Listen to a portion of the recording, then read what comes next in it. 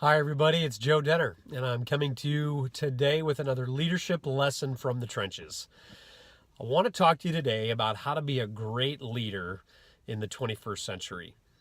Came across a great quote a few months back from Peter Drucker, and he said this. He said, "The leaders of the past tell, the leaders of the future ask." And I think that's a very insightful comment from a guy who's a guru in the area of leadership and management. You see, the leaders of the past, the leaders who were effective in the early 1900s and even in the late 1800s, they told. They were very directive. They were very authoritarian, and that's the environment that they lived in. That's the culture that they worked in, and it was fairly effective. However, in the 21st century, that doesn't work anymore. You can get away with it for a short amount of time, but as I've said before, managers control, leaders influence.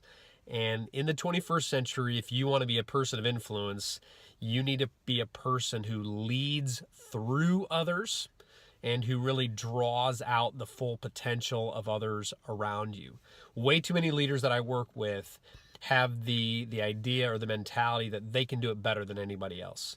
And the problem is this, is that you only have a certain amount of capacity. And so if you want to be a great leader in the 21st century, you need to learn how to leverage the power, the talents, the experience, the wisdom of the team that you're leading. And in order to do that, you need to do a lot more listening and a lot more asking questions to draw those people into the conversation, to draw in their perspective, their input, their feelings, their opinions, all of that stuff. And so I want to challenge you today. Leaders of the past tell.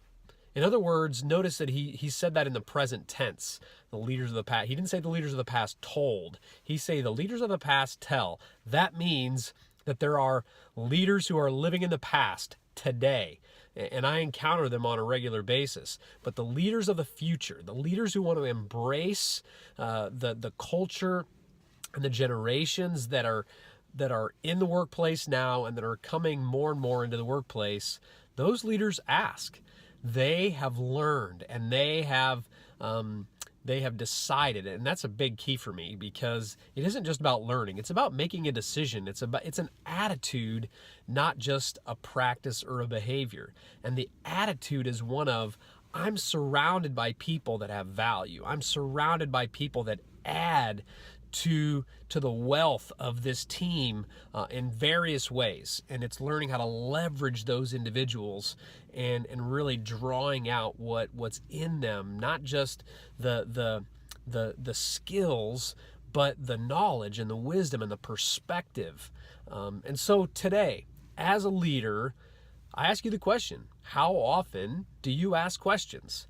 And I don't mean leading questions, and I don't mean advice that is disguised as a question. I call those embedded solutions. I mean asking open-ended questions that really leave it up to the team to determine how they're going to respond and the direction that they're going to take the conversation. And so I want to challenge you not to be arrogant. I want to challenge you not to be overly self-assured that you know better than everybody else.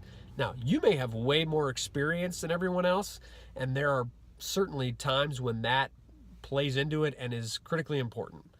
But in a lot of ways, in the knowledge economy within which we work today, in the rapidly changing environment that we work in today, I think it's absolutely essential that we learn how to listen and how to ask the kind of questions that really take advantage of the power of the team that we have at our disposal.